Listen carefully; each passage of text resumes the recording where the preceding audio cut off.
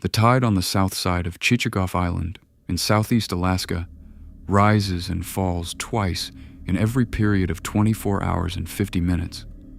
The vertical range in the small bay where I've been living is approximately 17 feet on a normal tide and approximately 23 feet on the highest tides of the spring and fall equinoxes. The water in the bay, by the small, careful measurement I have been making twice a day with a marked stake driven into the beach, rises at a rate of approximately 11 inches per hour at peak flood and falls at approximately the same rate at peak ebb. Between high water and low water, by the small, careful arithmetic of marine geometry, approximately 1.5 million cubic feet of water flows in and out of the bay through the narrow channel at the bay's mouth, twice every lunar day, every day of every year, in a pattern that has been going on for the 4,000 years since the last glacier retreated from this small piece of southeast Alaskan coast. A house built on land, by every measure of architectural conventional wisdom, is supposed to stand still. A house built on a small float of cedar logs anchored in a small bay where the tide rises and falls 17 feet twice a day is not supposed to stand still. The house rises and falls. The chains that hold it to shore tighten and slacken. The walkway to the beach steepens at low tide to a slope of perhaps 20 degrees and flattens at high tide to almost nothing. The view from the kitchen window, in the morning, is at the level of the spruce branches that overhang the high water mark. The view from the same window, 6 hours later, is at the level of the kelp-covered rocks of the low-water beach. The whole structure breathes by the small, careful pull and push of the moon and the small, careful design of the people who learned, over the careful generations of southeast Alaskan coastal life, how to build a house that lived this way. The cabin I have been living in, which I built between 2010 and 2014 on a small protected bay on the south side of Chichagof Island, has been doing this for 200 days. The cabin has been completely hidden by the small, careful concealment of a quarter-mile-long blind cove at the head of a small unnamed bay that is itself 2 miles inside a larger unnamed sound that is itself 10 miles off the main Inside Passage shipping channel since the morning of the 17th of October 2025. The cabin has, in those 200 days, been one of the small, careful, invisible places in the entire North American continent that I am aware of. My name is Roald Nyholm. I am 51 years old. I had been, until my retirement from commercial fishing in 2018, a salmon and halibut troller out of the small village of Hoona, Alaska, working a small wooden boat that I had built myself between 1997 and 2002 in the boatyard at Pelican. This is how a small float house that I had built as a memorial to a marriage on a small piece of beachfront tideland that I had patented from the state of Alaska in 2008 became, in the world that has come, the place I have been quietly living in for the last 7 months, and that I am now preparing to leave. I want to tell you about the bay, because the bay is the thing that has, in nearly 7 months, made every other detail of this account possible. The bay does not have a name on any chart that I've ever seen. The small mouth of the bay is approximately 300 yards wide, with a small island in the middle that I have always called Otter Island, because of the resident raft of sea otters that has been using its kelp beds since before I bought my piece of beach in 2008. The bay is approximately a mile deep, with the long axis running roughly north-south, and a small inner head at the north end where a small unnamed creek comes down out of the rainforest. The bay holds about 120 acres of protected water at high tide. The depth at the head of the bay, where my cabin is anchored, is approximately 20 feet at mean lower low water and approximately 37 feet at mean higher high water. The bay is bordered, on the eastern shore, by a substantial cliff face of glacial scoured granite that rises about 600 feet to a small ridge above. The bay is bordered, on the western shore, by a long sloping beach of cobble and gravel that runs up into the substantial, old-growth Sitka spruce and western hemlock forest of the island's interior. The bay is bordered, at the head, by a small flat estuary at the mouth of the unnamed creek, where the tides flood in and out across a substantial patch of salt marsh and intertidal mudflat that holds, in season, the substantial bird populations and the substantial population of soft-shell clams that I have been quietly digging on the low tides for 15 years. The bay is, by every measure of practical access, completely invisible from the air, from the water of the larger sound, and from any version of the trail networks that the local hunters and fishermen of the region had been quietly maintaining before the world ended. The mouth of the bay is concealed from the open water view of the larger sound by Otter Island. The cabin, which floats at the head of the bay, is concealed by the substantial overhanging old-growth spruce of the eastern shore. The small foot trail that connects the head of the bay to the small, unmaintained Forest Service road that runs across the southern part of the island is concealed by approximately a half-mile of dense, second-growth alder and salmonberry that has grown over the trail in the 8 years since the last time I bothered to clear it. I have been, in 7 months, completely unseen by any aircraft, any boat, any human visitor, and any other version of the world that has come. I built the float house between the spring of 2010 and the autumn of 2014. I want to compress because the small, careful work of 4 years of float house construction is not the central thing this account is for, but I want to put on the page what the structure is. The float consists of 12 large cedar logs, each approximately 30 feet long and 2 feet in diameter, that I cut from a small stand of red cedar on a friend's private inholding, 15 miles north, and barged down the inside passage on a small, careful set of trips with my late friend Pete Oslin's small landing craft. The logs are pinned together with steel cross members and bolted at the corners. The float is reinforced under the front porch and the heaviest interior section, with 2 welded steel pontoons that I salvaged from a scrapped fishing tender at the Sitka shipyard in 2012.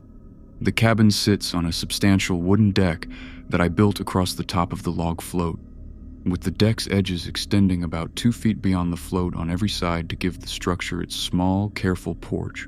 The cabin itself is 16 feet wide and 24 feet long, with a single open main room, a small enclosed sleeping nook at the inland end, and a small enclosed mudroom and storage space at the outboard end.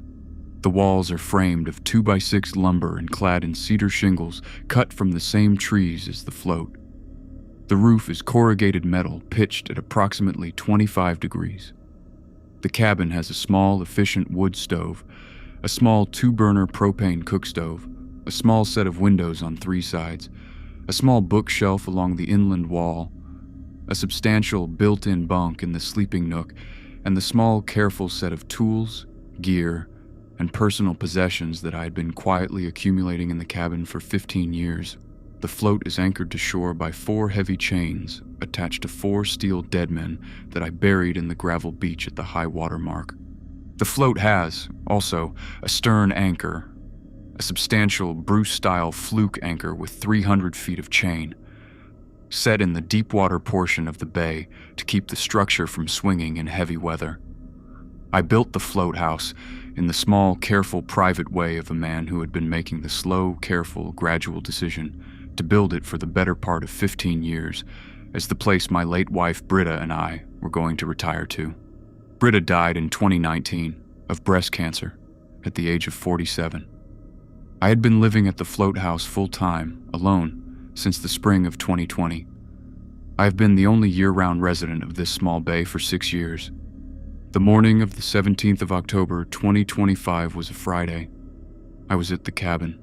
The first sign that anything was wrong was the small marine VHF radio that I keep on the kitchen counter, which had switched at 5:43 a.m. from its normal United States Coast Guard Channel 16 monitoring traffic to a continuous broadcast of an emergency advisory that I had not, in any version of my 51 years of life, ever heard on a marine VHF in any form before. I want to skip past the next 2 hours, because the next 2 hours were the same 2 hours that, by every reasonable inference, the entire West Coast was experiencing simultaneously. I will say only that by 7:30 a.m., I had decided. I called my daughter Sigrid in Anchorage on the small Iridium satellite phone that I'd been keeping at the cabin since 2020. The call went through. Sigrid was 31. Sigrid was a fisheries biologist with the Alaska Department of Fish and Game in Anchorage. Sigrid was, on the morning of the 17th, at home in the small Mountain View neighborhood with her husband Mateo, who was a civil engineer for the municipality of Anchorage. Sigrid said, "Dad, you're at the cabin." I said, "I'm at the cabin." She said, "Dad, stay there. Stay there, don't try to come north. The roads are... Dad, listen to me.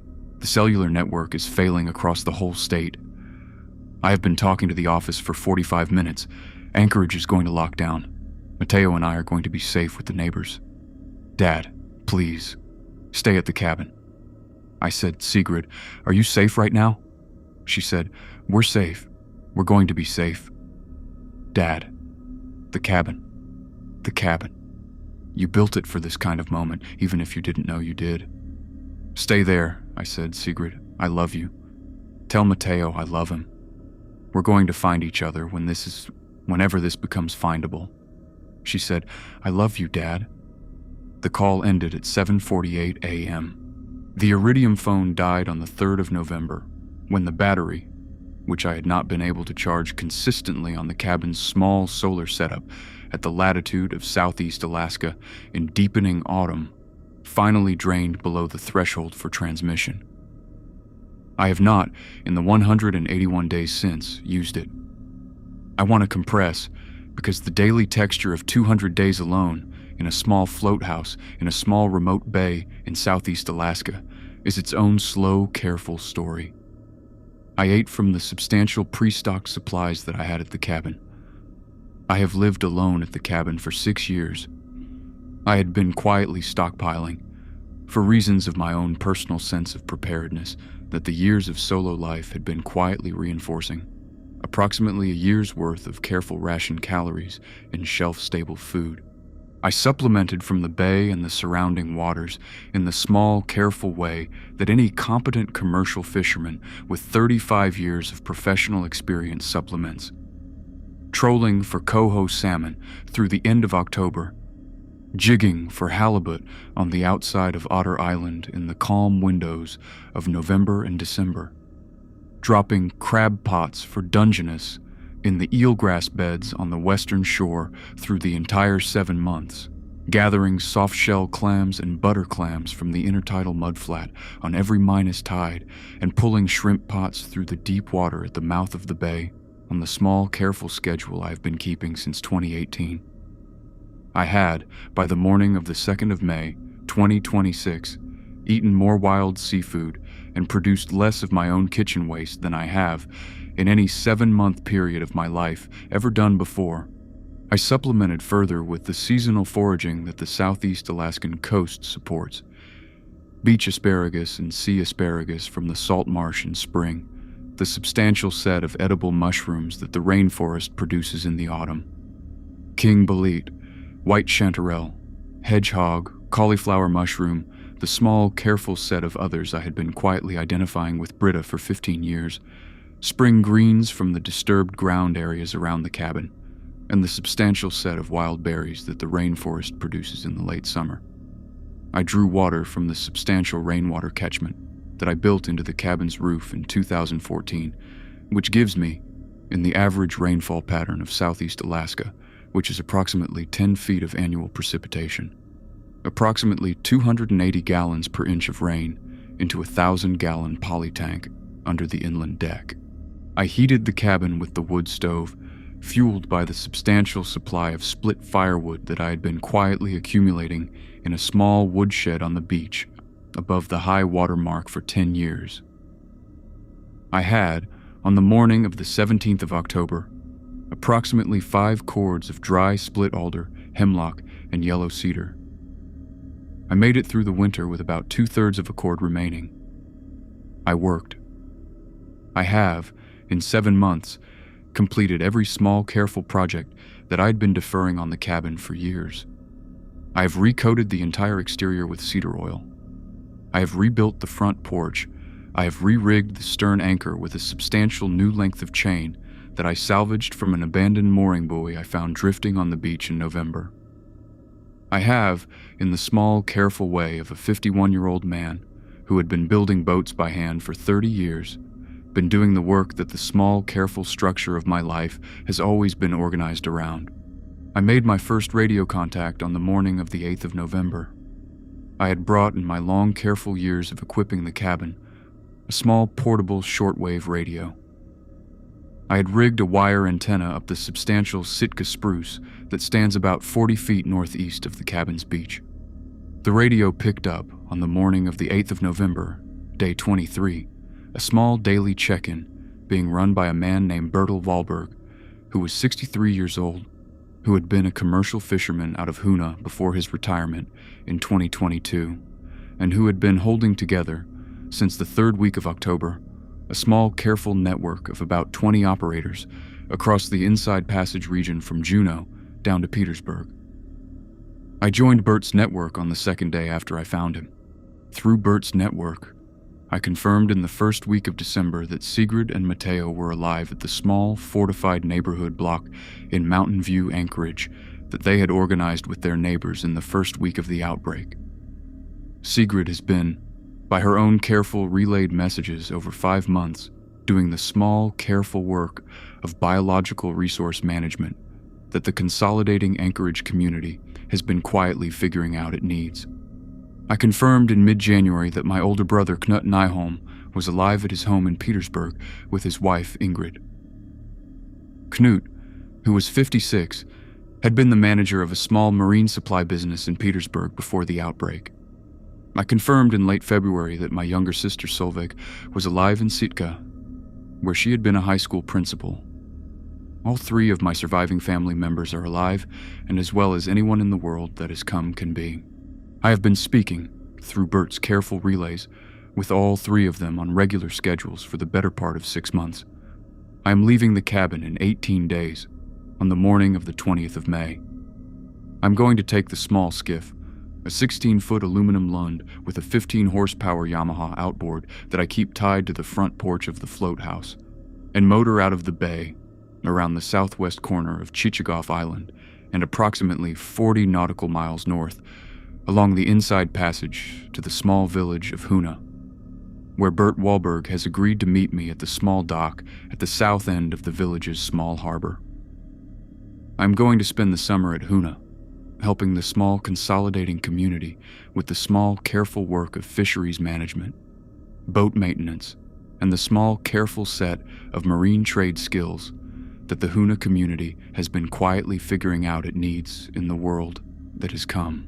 I am going to come back to the float house in October, after the small, careful conversations of the summer have figured out what the longer-term plan is going to be for me, for Sigrid, and for the small, careful set of family and community connections that the world that has come has been slowly putting back together. The float house, by every measure of what it has been to me, is going to be here when I come back. The float house is anchored to a piece of beach that has been in the small, careful, patented Tidelands ownership of a single individual, me, since 2008. The float house is one of perhaps a few hundred float houses across the southeast Alaskan coast that have been quietly standing on small remote bays for the entire 7 months. The float house is, in the small, careful inheritance of a regional building tradition that the Southeast Alaskan coastal cultures developed over generations, the kind of structure that can outlast almost anything, as long as the chains hold and the bilge doesn't fill. The float house is going to outlast me. The float house is going to outlast, in some careful, continuing form, whatever this catastrophe has been. I'm going to use it for as long as I am alive to use it. If you are reading this, if you have, by some long, unspecified chain of events, come down the small, unnamed sound that opens off the southern coast of Chichagof Island, and have come around the western side of the small island in the middle of the bay's mouth, the locals call it Otter Island, and have proceeded a mile north into the bay, and have come to the small head of the bay, where a small float house sits at the end of a quarter-mile-long blind cove behind a curtain of overhanging spruce. I want you to know 2 things. The first is that the cabin is yours, if I'm not in residence and you can use it. The small concealed key is in a small steel canister mounted under the third deck plank of the front porch on the bay side at the inboard corner. The chains are sound. The propane tanks have, by my count this morning, approximately a year of remaining cooking fuel. The wood stove draws cleanly. The rainwater catchment has approximately 500 gallons of clean water at any given moment after a normal rain. The shellfish on the intertidal mudflat at the head of the bay are clean. The small, careful set of warning signs of paralytic shellfish poisoning have not appeared in this bay during my 15 years of monitoring. The salmon trolling outside the bay in season is excellent. The radio frequency for Bert Wahlberg's network is written on a small index card I'm leaving on the kitchen table. If you join the network and tell Bert that Roald Nyholm sent you, he will know what to do. The second is that the small, careful tradition of float house living on the small, careful set of remote bays of the southeast Alaskan and British Columbian coasts is, in the world that has come, one of the oldest and most overlooked traditions of small-scale, self-sufficient, water-based living that the North American continent has ever supported. The Tlingit and Haida peoples, who lived in this country for thousands of years before European contact, built their winter villages on the small, protected bays of this coast, harvesting the substantial protein wealth that the bays produce twice a day with every tide. The Russian, Norwegian, Swedish, and Finnish immigrants of the late 19th and early 20th centuries brought their own boat building and float house traditions and built, scattered across the small bays of the Inside Passage, perhaps 1,000 small float houses over the careful generations. Most of those float houses are gone. A few hundred are still standing. Some of them are, today, in the world that has come, sitting empty on small remote bays where their owners have not been able to reach them since October. If you are within reach of one, find it. Bring a small skiff. Anchor in the bay. Approach the cabin slowly. Knock at the door. If nobody answers, try the door. If the door is locked, look for the kind of small concealed key that a thoughtful float house owner would have left. The cabins are out there. The cabins were built by people who, in the small, careful working tradition of the Inside Passage, knew how to live a long way from anywhere on a piece of structure that breathed with the tide. The cabins will, in extremity, support that kind of life again for whoever knows how to look for them. The morning is bright. The tide, by my own observation of the marked stake on the beach, is at about half flood, rising at approximately the rate I have come to feel rather than measure. The float is rising with the tide. The chains, which have been slack at low water, are tightening into the small, careful, weight-bearing position they will hold for the next 3 hours. A small raft of harlequin ducks, the small, careful sea ducks that overwinter in this bay every year, is working the rocks at the southwest corner of Otter Island. The substantial bald eagle that has been nesting in the substantial Sitka spruce above the cabin since 2012 is, by my own observation through the kitchen window 12 minutes ago, sitting on the small, careful section of branch where she sits every morning at this time of year. I am going to put down the small, leather-bound notebook I've been writing this in. I am going to walk down the small ramp from the front porch to the beach, which at half flood has the comfortable pitch of about 12 degrees and is the easy version of the walk. I am going to dig a small, careful set of butter clams for breakfast in the small, careful tradition that I have been keeping every spring morning for 15 years. I am going to walk back up the ramp. I am going to cook the clams in the small white wine and butter sauce that Britta and I worked out together in 2014 and that I have been making on roughly the same May mornings every spring since. In 18 days, I am going to motor out of this bay for the first time in 200 days. In October, I am going to motor back. The cabin will be here. The cabin has been rising and falling with the tide, twice a day, every day, for 200 days. The cabin will, by every measure of what it is, keep doing that. That is, by every measure that matters, enough. Roald Nyholm, The Float House, Unnamed Bay, South Chichagof Island, Southeast Alaska, 2 May 2026.